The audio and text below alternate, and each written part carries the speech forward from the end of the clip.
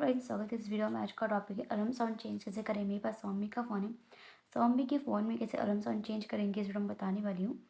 और आप मेरे चैनल को सब्सक्राइब कर लीजिएगा और मेरी वीडियो को लाइक और शेयर कर लीजिएगा। फ्रेंड्स, आपको अलार्म साउंड चेंज करने सेटिंग ऑप्शन में क्लिक करना है। यहाँ पे साउंड और वाइब्रेशन में जाएंगे। इसके बाद आपको यहाँ पे अलार्म साउंड में क्लिक करना है। प्ले करके यहाँ पे प्रोफाइल पे जाएंगे, रिंगटोन में जाएंगे। यहाँ पे सिस्टम रिंगटोन में जाएंगे। मैं प्ले कर दिखा रही हूँ साउंड।